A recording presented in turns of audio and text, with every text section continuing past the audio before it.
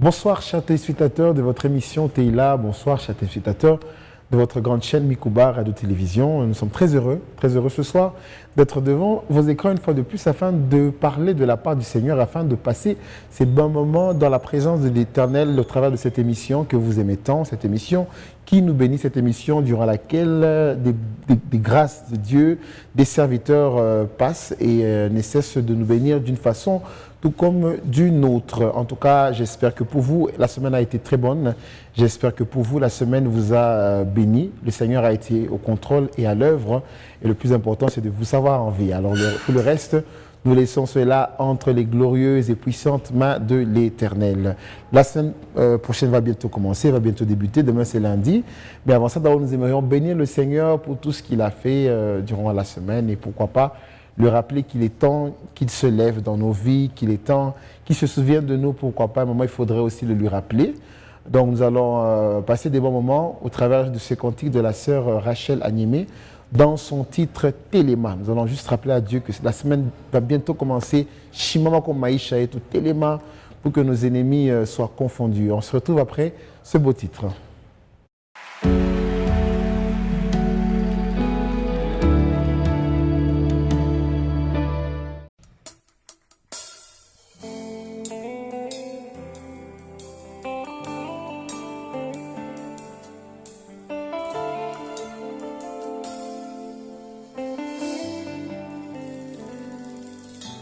Tamba makoki, tango ekoki, hotele manankembo,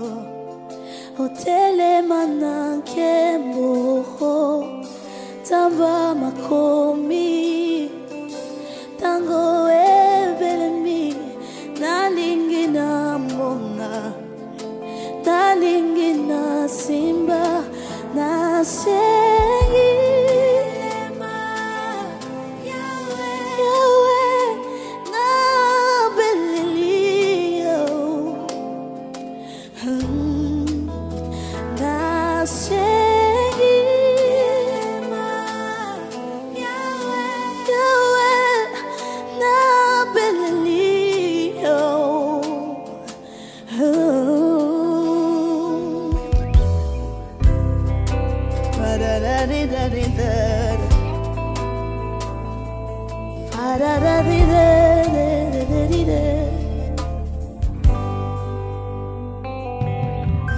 Zamba makomi na zaliawa motema posana yo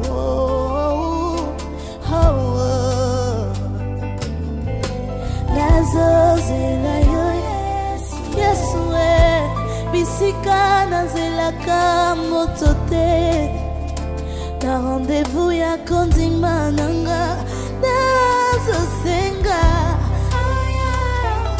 oyo makoki ya moto ekoki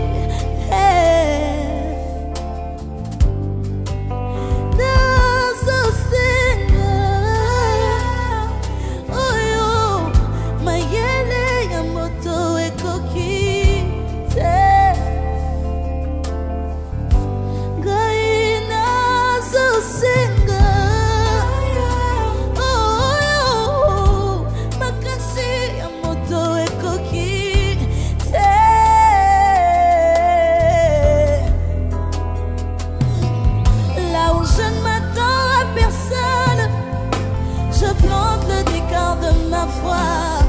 je ne m'attends qu'à toi.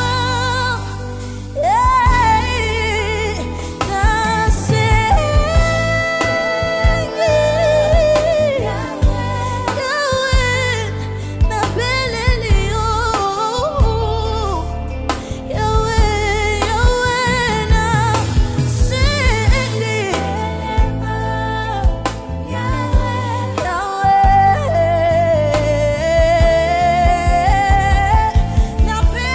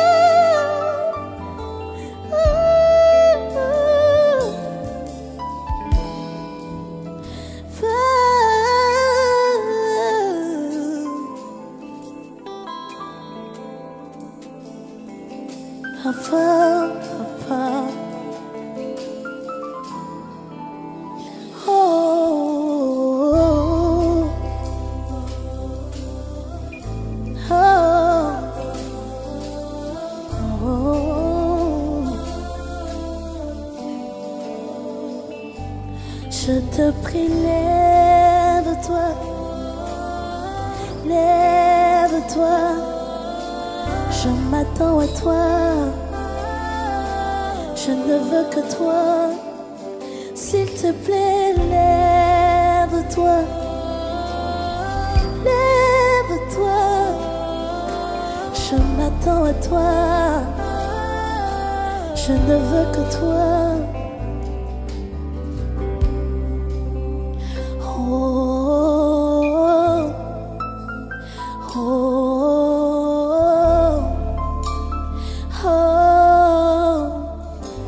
On y va, lève-toi, lève-toi. Lève-toi.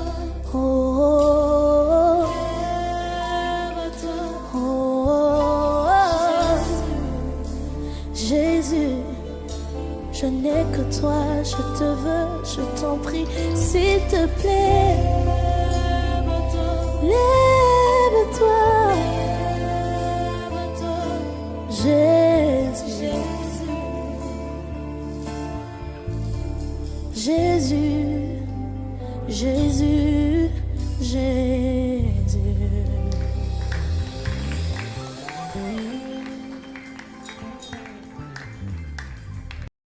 Alors, j'espère que vous avez été bénis au travers de ce titre de notre sœur Rachel Agnemé, le titre qui est Téléma. Alors, notre sœur, je crois qu'elle n'est plus dans notre pays, elle évolue à l'extérieur du pays et elle continue toujours à nous bénir. Alors, ce soir, je ne suis pas seul, comme d'habitude, je suis accompagné d'une grâce avec qui nous avons débuté déjà de parler sur un thème depuis le dimanche passé. Vous l'avez suivi, il vous a beaucoup béni.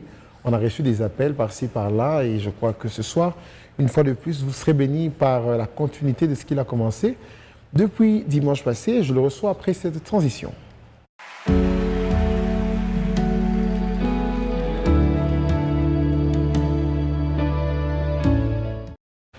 Il a été avec nous le dimanche passé. Il nous a parlé d'un thème très profond. Il s'agissait bien de l'héritage du sang. Et ce soir, il vient continuer ce qu'il a commencé, ce qu'il n'a pas terminé, bien sûr, avec un sous-thème aussi qui sûrement va nous édifier, car nous avons été bénis et avons appris beaucoup sur l'héritage de ce que le sang pouvait nous donner comme, de ce que le sang comme héritage pourrait nous donner dans notre vie, pourrait faire dans notre vie, pourrait accomplir certaines choses dans notre vie, bonnes tout comme mauvaises. Voilà. Alors ce soir, je suis avec le prophète Amour Gandou, à qui je dis bonsoir.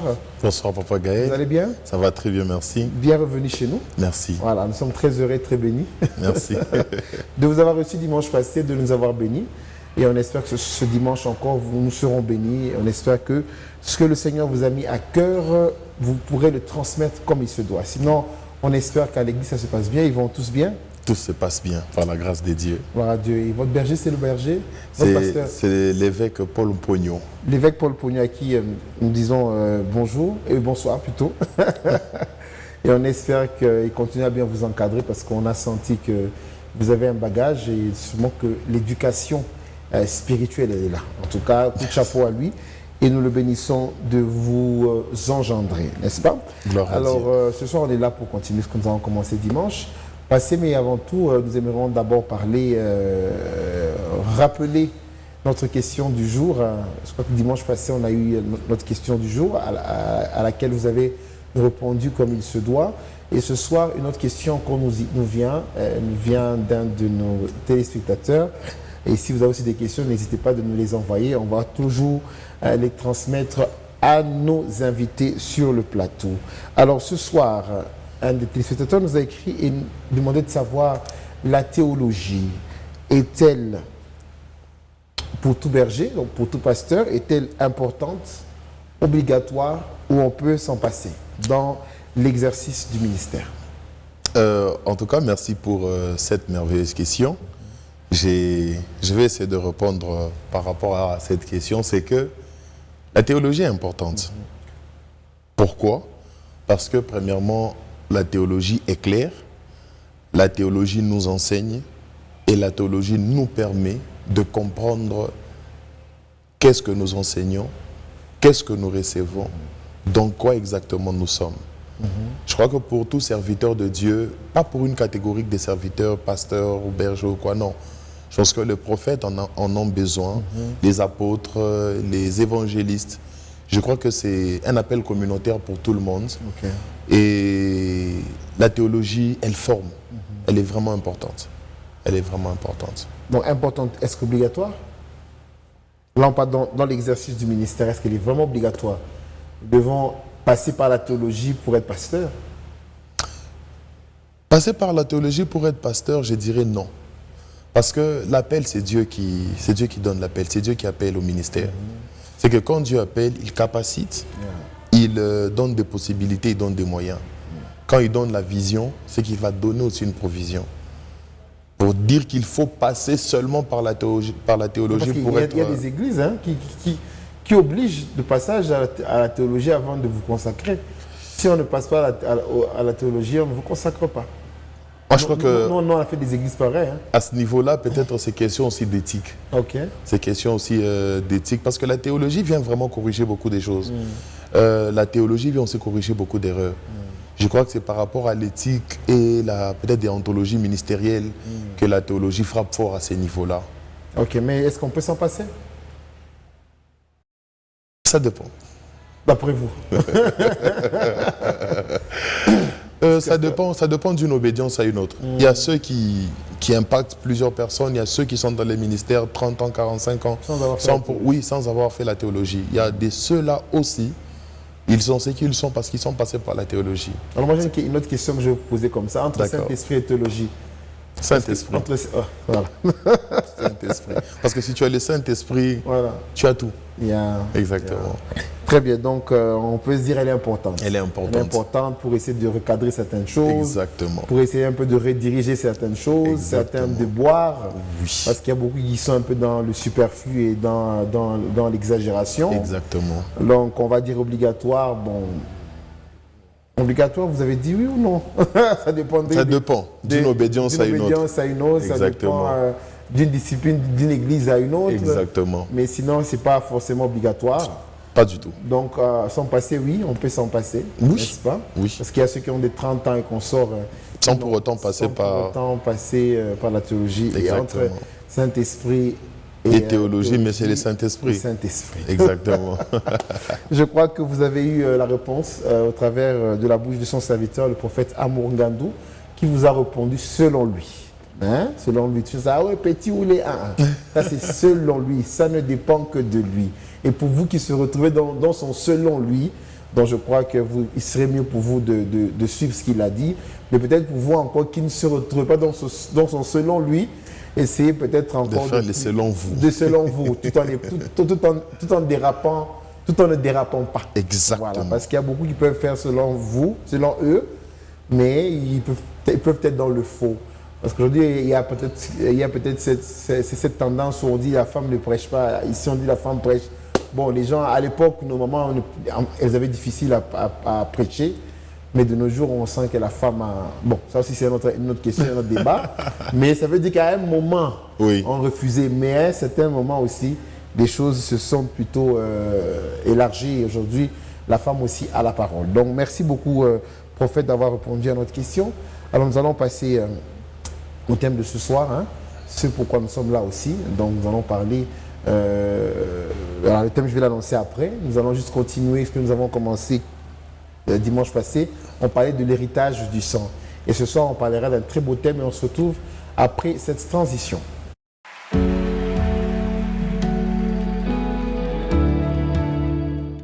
Alors, comme nous l'avons dit dimanche passé, c'est du sang comme héritage dont nous avons parlé. Et ce soir, le prophète Ngandou, le prophète Amour Ngandou viendra nous parler du mystère, le mystère du sang hérité. Donc, on a dit que le sang est un héritage. Il a parlé de ce qu'est le sang en tant qu'héritage. Bon, on ne pourra pas revenir faute de temps. Je crois que pour vous qui voulez exactement savoir de quoi il s'agit et peut-être on n'a pas eu le temps, vous allez rentrer sur notre page YouTube Mikouba Radio Télévision et vous allez trouver l'émission disponible.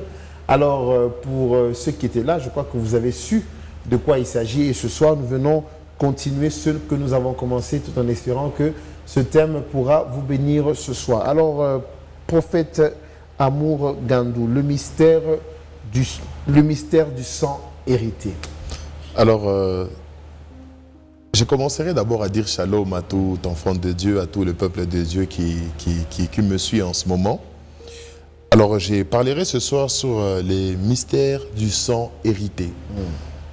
Quand on parle de mystère, on voit ce qui est caché. On voit ce qui est mystique, si je peux me le permettre. Qu'est-ce qui se passe dans le sang hérité? Et vous savez, dans le sang, il y a l'âme. Dans l'âme, il y a la vie. Et tout le sang que nous recevons, le sang que nous portons, il y a un esprit qui accompagne ce sang. Et le plus grand mystère du sang, ça se cache dans les espèces. Okay. Quand je parle d'espèces, je vois des êtres. Il y a la nature, il y a les animaux, il y a les humains, il y a les esprits et tout ce qui va avec.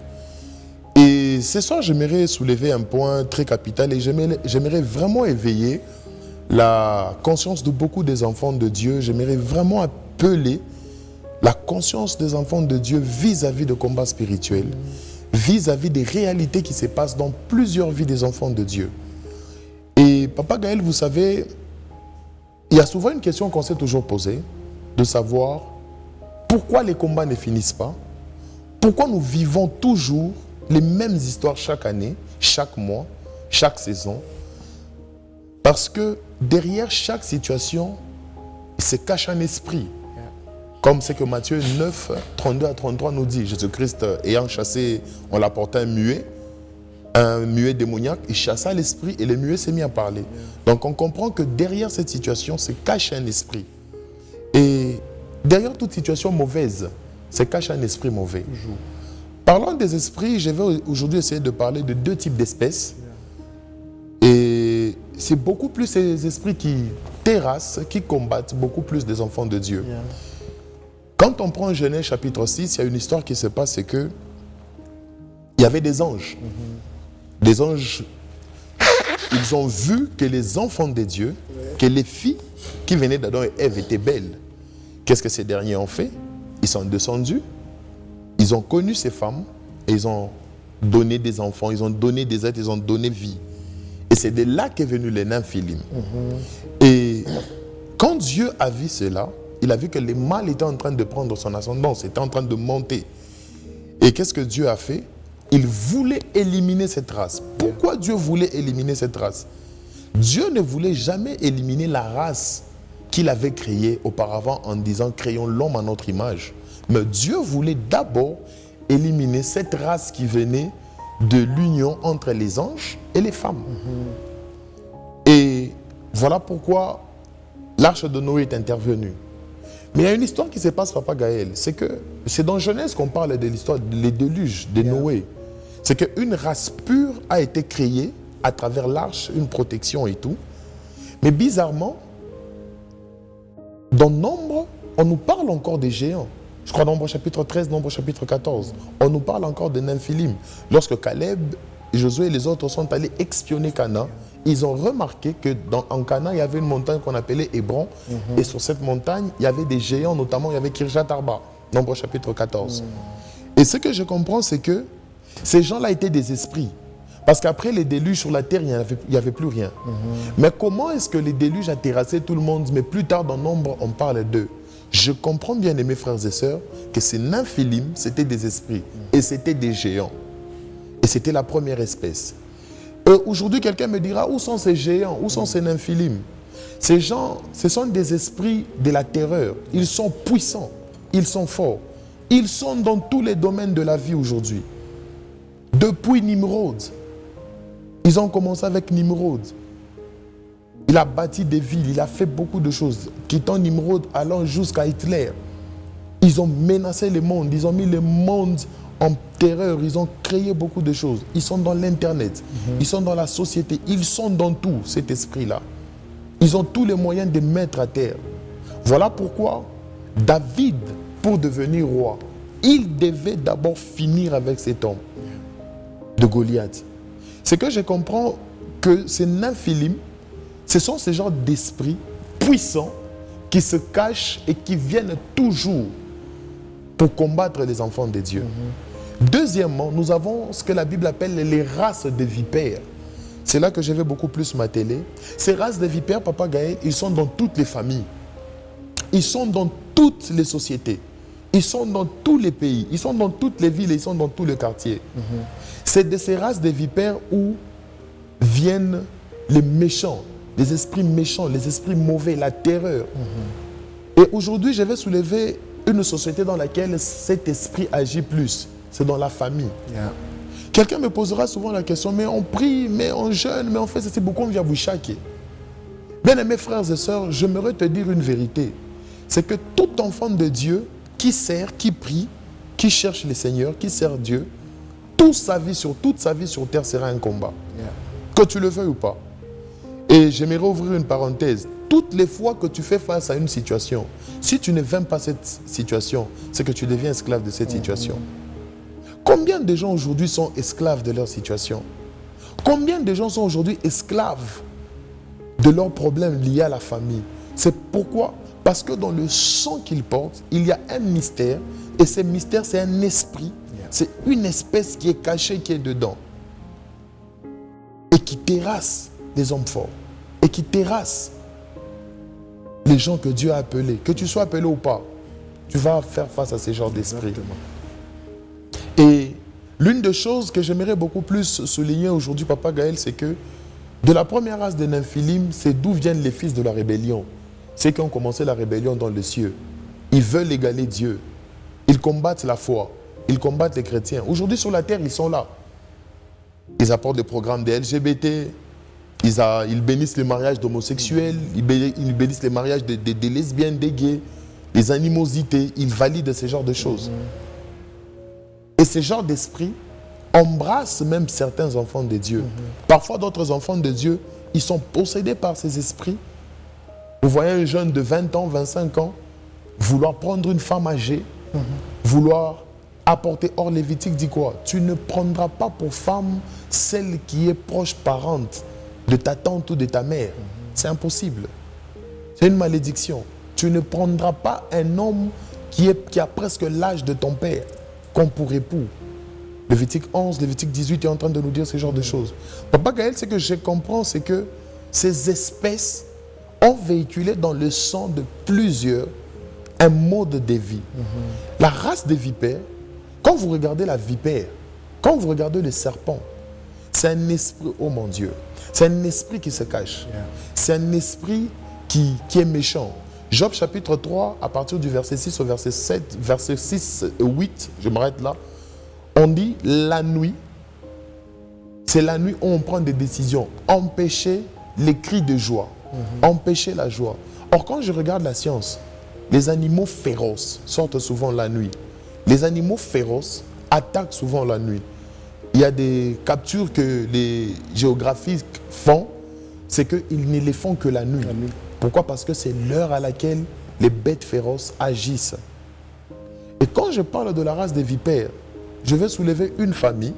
C'était la famille des Récabites, dans Jérémie chapitre 35. C'est de là, Papa Gaël, pour ma première fois, j'ai compris que le lien de malédiction existe. Les Récabites vont donner une information à Jérémie en disant, nous, notre arrière-grand-parent nous avait dit qu'on ne prendra ni vin, ni boisson, on ne construira pas, on vivra comme des étrangers dans notre propre pays.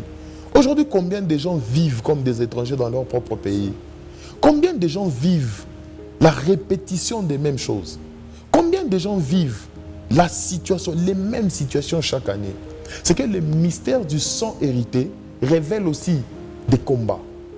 Le premier combat, ce sont les combats, cette espèce de race de vipères. Ils limitent les vies des enfants de Dieu. Ils contrôlent les vies des enfants de Dieu. Ils détruisent les vies des enfants de Dieu. Ils viendront te limiter à ne pas avoir une certaine somme d'argent. Ils viendront pour limiter à ne pas vivre un certain mode de vie. Combien de gens ont des compétences dans cette société, mais ils sont toujours dans la malédiction, si je me le permets? Combien de gens ils ont l'intelligence, ils ont des capacités pour procréer, pour faire de grandes choses, mais ils sont dans l'ombre? Voilà pourquoi Ecclésiaste est en train de dire, je crois chapitre 7, il dit, J'ai vu des princes marcher à pied et des esclaves marcher à cheval. C'est qu'on a pris ce que les enfants de Dieu devaient devenir et on a donné ce que les enfants de Dieu ne devaient pas devenir. Et chaque pas d'un enfant de Dieu était un combat. Yes. Parce qu'à chaque fois que les enfants d'Israël quittaient l'Égypte pour la terre promise, à chaque fois qu'ils arrivaient pour faire un campement, il y avait un combat. Le premier combat, un combat que je veux soulever par exemple, c'est dans Exode chapitre 17. Les combats contre Amalek. Les derniers versets disent quoi? Oh mon Dieu. Il y aura guerre de génération en génération. Et ce que j'aime, la Bible dit, j'effacerai la mémoire d'Amalek. Mais pourquoi il y aura guerre avec Amalek de génération en génération? C'est que c'est un combat qui se transmet par le sang. C'est un combat qui se transmet par l'esprit que le sang porte, le sang que nous avons hérité. Papa Gaël, tel que nous sommes assis là, pour vous, je donne un exemple. Voyager, ça peut être facile.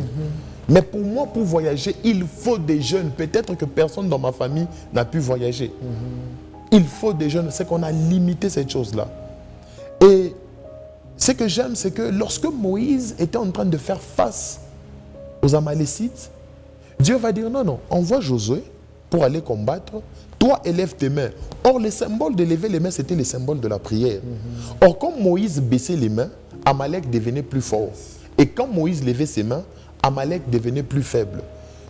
C'est que la prière est l'une des clés qui rend notre ennemi faible, qui rend notre ennemi impuissant. Impuissant ne veut pas dire qu'il n'existe pas, qu'il n'est pas fort. Non, c'est que tu l'as maîtrisé et tu l'as neutralisé. La prière est l'une des clés enfants de Dieu avec lesquelles nous devons marcher tous les jours comme quotidien. La prière est une force. Et ces esprits des races des vipères, ils empêchent aux enfants de Dieu de prier. Ils empêchent aux enfants de Dieu d'évoluer. Ils empêchent aux enfants de Dieu d'aller plus loin. Papa Gaël, ces esprits-là des races des vipères, ce sont des esprits rampants. Ils se cachent dans quelque chose. Ils se cachent dans des humains. Ils se cachent dans des familles. Est-ce que dans chaque famille, il y a un militaire? Tel que vous êtes là, dans votre famille, il y a un militaire. Yes. Comment les dénicher? Ce n'est pas parce qu'il doit porter une tenue de phare d'essai qu'il est militaire. Non. Observez quand vous avez des deuils. Il y a toujours quelqu'un qui viendra du premier jour du deuil jusqu'à la fin. Observez quand il y a une fille de la famille qu'on enceinte ou qu'on engrosse. C'est celui-là qu'on va appeler pour aller laisser cette fille dans cette famille. Quand quelqu'un à qui on a une dette, on ne paye pas, c'est celui-là qu'on va appeler pour dire « Venez pour aller suivre cette dette-là ». Ce sont des gens qui viennent se battre dans des fêtes. Même s'il a une bonne vie, il viendra prendre l'huile, il peut voler même une bouteille de sucré. Il peut prendre... En fait, ce genre des races se cachent dans beaucoup de situations. La femme qui était courbée pendant 18 ans. La femme à la perte de sang. Le paralytique de 38 ans. C'est que il y a des situations qui se cachent derrière plusieurs combats des enfants de Dieu. Derrière plusieurs situations des enfants de Dieu. Et le deuxième combat que je vais essayer de numérer ce soir, Papa Gaël, par la grâce de Dieu, c'est les combats de porte. Alors, est-ce que vous savez que pour entrer dans la dimension que vous désirez, financièrement, matériellement, physiquement, il faut qu'une porte soit ouverte pour vous? Bien-aimés frères et sœurs, il te sera difficile de vivre la qualité de vie que tu veux si une porte était fermée. Yes. Ézéchiel m'appelle et il me dit, je suis dans Ézéchiel chapitre 11. J'aimerais que tous nos téléspectateurs méditent sur ces passages. Papa Gaël, le jour que je pris conscience de ces versets, j'ai constaté que ma vie a changé, beaucoup de choses ont commencé à changer. Yes. Ézéchiel est en train de nous donner une information, il dit, l'Esprit de Dieu me transporta, m'amena vers la porte de l'Orient, la porte de la ville. Et devant cette porte, sur cette porte, il y avait 25 hommes, 25 personnes. Mais dans ces 25 personnes, cet homme d'Ézéchiel a reconnu 2 personnes. C'était Pélatia et Jécania. Pourquoi Ézéchiel n'a pas-il reconnu les 23 autres personnes, mais il a reconnu que les 2 personnes?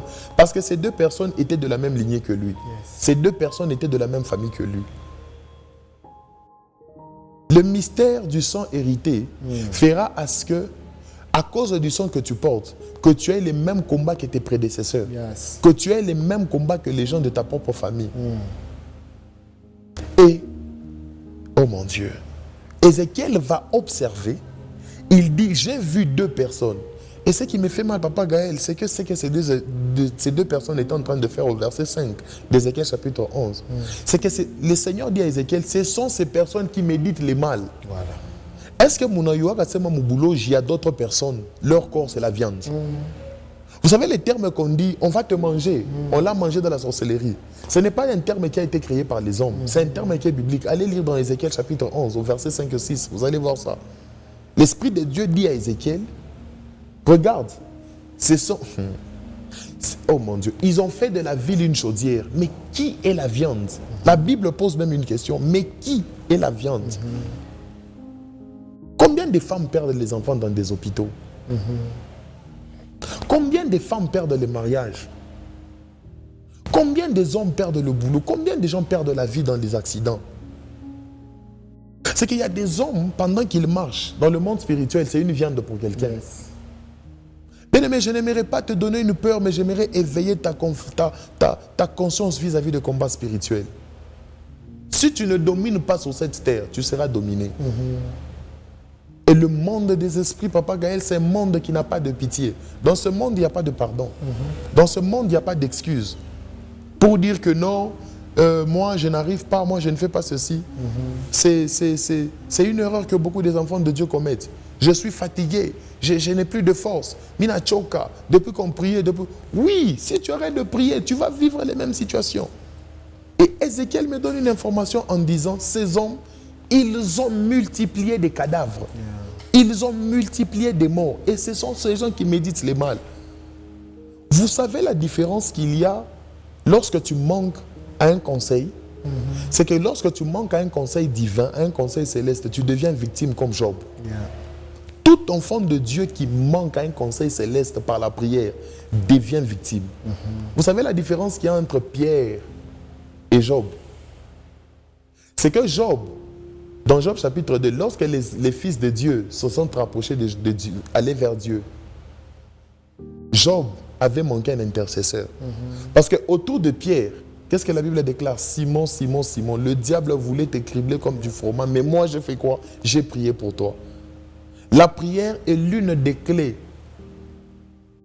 qui brise les liens des familles, qui coupe les liens des familles. Et puis, j'aimerais donner une vérité très choquante, peut-être par rapport à nos téléspectateurs, Papa Gaël. Est-ce que tu sais que la victoire, est-ce que tu sais que le combat que toi, tu ne vas pas battre aujourd'hui, tes enfants vont faire face à ces combats? Bien aimés frères et sœurs, je t'annonce que tes enfants seront victimes de ce même combat-là. Je suis dans Josué chapitre 11. Il y a quelque chose qui se passe. Josué me dit, à partir du verset 18, il y a des villes que Josué devait conquérir. Josué va laisser 3 villes. Pendant ces guerres, Josué va laisser 3 villes. Asdod, Gad et une autre ville dont je ne mentionne pas le nom. Papa Gaël, plus tard, dans 1 Samuel, on va nous parler d'une histoire d'un homme, d'un géant, Goliath. Or, Goliath venait d'où? Goliath venait de Gad, la ville que Josué avait laissée là. Josué est déjà parti. Josué n'est plus là. Les combats que moi, je ne vaincrai pas, vaincra mes enfants.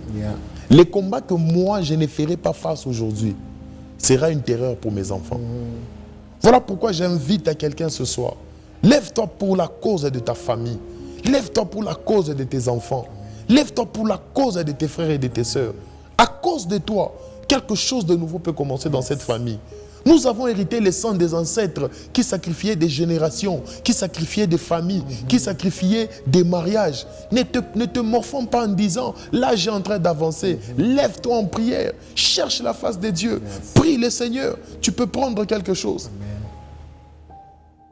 David va dire, oh mon Dieu, il donne une information qu'on ne savait pas. Quand David a fait face au lion et à l'ours, on ne savait pas. Mais c'est lorsque David va devoir faire face à Goliath que David va nous donner une information, Papa Gaël, en disant, on dira non, non, David ne saura pas battre cet homme. Or, la Bible nous dit que Goliath était de 2 coudées. Or, une coudée, c'est 2 mètres. Donc, Goliath avait 4 mètres. Et selon certains scientifiques, les casques, l'armature de Goliath, un enfant de 8 ans pouvait entrer à l'intérieur. Et les scientifiques, ils disent que ce sont des blancs. Quand on prend un enfant de 8 ans, un Européen, et un enfant de 8 ans, un Africain, c'est très différent. C'est que c'était des géants. Et qu'est-ce qui se passe, Papa Gaël? David va dire, lorsque l'ours venait pour arracher la brebis, je courais, j'arrachais la brebis entre le pattes de l'ours. Lorsque les lions venaient, je courais, j'écartais la mâchoire du lion pour arracher la brebis. Il y a des combats que tu feras face en secret, personne ne les verra. Mais il y a aussi des combats que tu dois faire dans le public pour que tout le monde le voie. Je ne sais pas qui est le Goliath de ta famille. Je ne sais pas qui est le Goliath. Et dans chaque famille, Papa Gaël, je vais donner une vérité. Il y a un Goliath. Et qui a envie. Dans chaque famille, il y a un Goliath. Ça doit être un homme, ça doit être une femme. Plus souvent, on dit souvent, ce sont les tantes. Nos tantes, nos tantes, nos tantes, nos tantes. Mais hélas, cela peut s'avérer être vrai et cela peut s'avérer aussi être faux. Comment savoir? Par la prière. Comment arriver à ce niveau? Premièrement, comprendre c'est quoi l'hémorragie de votre famille. Exactement. Qu'est-ce qui se passe dans... Bien-aimé, regarde, observe très bien. Qu'est-ce qui se passe dans ta famille régulièrement? C'est quoi le combat de ta famille? C'est quoi les réalités de ta famille? Qu'est-ce qui se passe chaque décembre dans votre famille? Qu'est-ce qui se passe à chaque fois qu'il y a un mariage? Qu'est-ce qui se passe à chaque fois que quelqu'un doit voyager? Il y a une mort? Il y a quelque chose? Quelles sont les dates qui se répètent malheureuses dans votre famille? Et dans chaque famille, il y a un géant, il y a un autel. C'est celui-là qui se lève pour être comme un accusateur. C'est celui-là qui se lève pour être comme... Oh mon Dieu. Est-ce que vous savez que Goliath était un autel pour les Philistins? De la même manière que l'onction, on la transmet, et c'est de la même manière aussi que la sorcellerie, on la donne, on la transmet. On peut hériter de la sorcellerie. On peut hériter d'une grâce prophétique. On peut hériter d'une grâce quelconque. Goliath était l'héritage des Philistins. Goliath était l'héritage des Néphilim que lui n'a pas connu précédemment. Mais il est venu de ces gens-là. C'est que il y a des personnes, depuis leur créature, depuis leur naissance, ils émanent une certaine atmosphère vis-à-vis de la sorcellerie. Ils émanent une certaine atmosphère vis-à-vis de l'œuvre de Dieu. Et lorsque Goliath tombe, la Bible dit quoi? Tous les Philistins prennent fuite. Si tu n'es pas encore arrivé au niveau de comprendre c'est qui la terreur de votre famille, c'est qui le juge, c'est qui l'accusateur de votre famille, il te sera difficile de progresser. Il te sera difficile. Peut-être tu manges avec lui. Peut-être c'est la personne à qui tu racontes tout de ta vie. C'est ça la race des vipères. Il se cache dans quelque chose. Et qu'on a ma gentillesse, mon vie. Et qu'on a ma affection, mon vie. Et à chaque fois que cette personne vient chez toi, il y a une émission mauvaise qui doit se passer. Soit une perte d'argent, soit un enfant peut tomber malade, soit quand tu lui donnes à lui de l'argent, les finances bloquent. Les enfants d'Israël vont prendre l'arche de l'alliance pour aller combattre avec. Mais quand ils sont allés avec ça, ils bloquaient. C'est que la chose que Dieu t'a donnée par la prière, si tu ne la gardes pas par la prière, l'ennemi peut prendre cette chose-là. L'ennemi peut prendre cette chose-là. Et l'une des prières que j'aimerais vraiment éveiller la plupart des enfants de Dieu, c'est la prière des portes. Il y a des Jécania, il y a des Pélatia dans chaque famille. Lève-toi pour prier. Qui tient la porte de votre bénédiction? Qui tient la porte de vos finances? Qui tient la porte de votre mariage? Qui tient la porte de vos voyages? Vous savez, ça m'a un peu étonné de voir des gens dire, mais à l'église, là, vous priez pour les voyages, vous priez pour les mariages. Est-ce que vous savez que si Joseph était là présent, il allait se moquer de nous? Joseph allait dire, si moi je n'avais pas voyagé, je ne serais pas au niveau où je suis aujourd'hui. Il y a des gens, leur bénédiction, ce n'est pas au Congo. Les diables ayant vu ça, ils bloquent leur voyage. Voilà. Il y a des gens, leur union, leur mariage va créer des David, va apporter des Jephthé, va apporter des Gédéons. Les diables ayant vu ça, ils compliquent les mariages de ces personnes. Voilà. Une fois que cette personne se marie, ils ferment la porte de la maternité. Exactement. Les mystères du sang hérité. Qu'est-ce qui se cache derrière le sang que tu as hérité? Papa Gaël, chaque homme ici sur terre a une histoire à raconter. Toujours. Pourquoi Gédéon, dans Juge chapitre 6, va se lever pour détruire l'autel des Baals, mais c'est toute une ville qui viendra se lever contre lui. C'est ça. Gédéon va dire, je suis le plus petit de ma famille et ma famille est la plus pauvre. Lorsque le choix de Dieu se porte sur toi, mon frère, ma soeur, Dieu ne regarde pas ton âge. Yes. Dieu ne regarde pas ta provenance. Yes. Pourquoi? Parce que dans cette ville, le pouvoir, le symbole de cette ville, c'était cet hôtel que ces gens avaient déjà bâti. Mais pour que Josué devienne vaillant héros, il devait d'abord détruire cet hôtel-là. Si toi, tu as peur des gens de ta famille, si toi, tu as peur des réalités de ta famille, tu resteras toujours au même niveau où tu étais. Exactement. Comment un boulanger peut faire de pain au pressoir? Or, les pressoirs, c'était pour le vin. Vous voyez un peu la difficulté dans laquelle cet homme était. Le pressoir, c'est pour les vins. Mais cet homme était boulanger. Donc, Fachakufa, vin, on a fait au Mikate. Vous voyez un peu la difficulté. Combien de gens aujourd'hui, le diable a changé leur cours de vie? Combien de gens aujourd'hui, le diable a changé leur cours de l'histoire? Les mystères du sang hérité, ce sont les combats qui se cachent derrière ces sangs-là. Je prie ce soir par le sang de Jésus que Dieu te libère. Amen. Je prie ce soir que le voile qui t'empêchait de voir les réalités de ta famille puisse tomber au nom de Jésus. Jésus. S'il y a des gens qui meurent dans ta famille régulièrement, par cette émission, par ces moments de prière de Tehila, que la puissance de Dieu puisse tomber dans votre maison et te libérer des chaînes de cette famille au nom de Jésus. De Jésus. Je prie comme cette femme, les deux femmes prostituées. L'une a dit, lorsque je me suis réveillé et j'ai observé attentivement, ce n'était pas mon fils que j'ai enfanté. Regarde attentivement ta vie. Ce n'est pas la vie que tu devais mener aujourd'hui, ma soeur.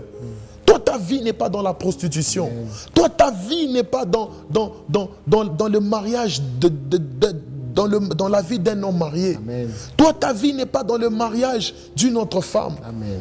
Je prie que Dieu te libère de cet esprit au nom de Jésus. De Jésus. Toute réalité qui contrôle ta vie, que Dieu te libère au nom de Jésus. Il y a une sœur qui me suit en ce moment. Tu es peut-être enceinte. Tu ne sais pas, tu vois des signes qui approuvent que tu mourras à ton accouchement. Je suis venu t'annoncer ce soir que tu ne mourras pas par ces canaux de l'onction du Saint-Esprit au nom de Jésus. Jésus-Christ. Les mystères du sang hérité, Papa Gaël, c'est les combats auxquels nous faisons face. Une question que beaucoup de gens m'ont posée lorsque j'ai parlé de l'héritage du sang. Est-ce qu'il est probable d'un enfant de Dieu de vivre sans combat spirituel? Ma réponse peut un peu choquer beaucoup de gens. Non. Comment ça? Chaque étape dans la vie d'un enfant de Dieu est un combat. Ah, ça? Chaque étape dans la vie d'un enfant de Dieu est un combat. David devient roi. David doit aller faire la guerre. Il se dit avec ses militaires, on se repose un peu et tout. Mais parmi ces gens, quelqu'un va se lever avec une lame pour couper la tête de David. Et l'un de ses militaires va dire, je viens de l'achever maintenant. Il s'approchait de toi bizarrement. À chaque fois que tu montes, Il y a toujours un combat. il y a toujours un combat. En tout cas. Je crois que j'allais aussi poser cette question. Vous avez anticipé. Heureusement que certains vous l'ont déjà posé. Est-ce que exactement un enfant de Dieu forcément devrait vivre des combats? Alors moi j'ai une autre question, hein, parce qu'il me reste quelques minutes seulement pour que nous puissions arriver à la fin de l'émission. Et que dire alors de ceux qui... je sais que dans une religion ou je sais pas, dans une congrégation, il est difficile d'accepter, on n'accepte même pas de la perfusion du sang. Tout à l'heure, à l'entame de vos propos, vous avez dit que l'âme se trouvait dans le sang. Exactement. La vie se trouvait dans le sang. Exactement. Et est-ce que nous pouvons aussi hériter des combats, non seulement de la famille, mais de ces personnes? Madame, Ok. Oh, ça c'est wow, ça c'est une très bonne question. Si aujourd'hui, je prenais quelqu'un par exemple au hasard qui est malade, on prend le sang d'Elon Musk, on l'injecte, sera-t-il milliardaire? Non. Il ne sera pas milliardaire. Pourquoi? Parce que il n'a pas hérité de ses sangs. Ce n'est pas le sang de sa généalogie. Ça, c'est un sang de supplice. Ça, c'est un sang de plus qu'on ajoute. C'est comme quelqu'un qui a, par exemple, quelqu'un qui souffre de la maladie du sida. Le comprimé qu'on lui donne, c'est pour subvenir temporairement à une solution. Mais on ne peut pas hériter du sang par transfusion. Ah bon?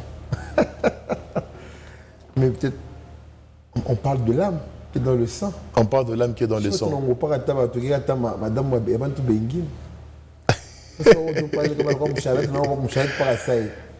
Est-ce que, je vais vous poser une question, les comprimés que nous prenons là, est-ce que vous savez les gens qui financent cela? Ce sont les francs-maçons, ces gens-là, ces occultistes-là. Est-ce que quand nous consommons ces produits, automatiquement nous sommes devenus enrôlés dans leurs histoires? Non, non. Donc on va dire non. Non. Voilà. Alors nous sommes pratiquement à la fin. Quel est votre dernier mot? Une minute. En une seconde, 2 secondes. En une seconde. C'est que ils l'ont vaincu à cause du sang de l'agneau. Que le sang de Jésus soit notre partage. Amen. Et que Dieu nous ouvre les yeux Yes. de voir les choses qui nous entourent. Amen. Amen. Merci beaucoup, prophète Amour, pour ce beau partage que nous avons eu sur l'héritage du sang. Je crois qu'on a beaucoup appris et vraiment, j'espère que vous avez aussi été bénis et édifiés. On se dit à la prochaine. On espère vous revoir très prochainement sur ce plateau. Merci. Et pour vous qui nous avez suivis, nous vous disons shalom chez vous. Que Dieu vous bénisse. Et nous vous laissons dans les mains des programmes de notre chaîne. Et on se retrouve un peu plus tard et dimanche prochain. Que Dieu nous bénisse.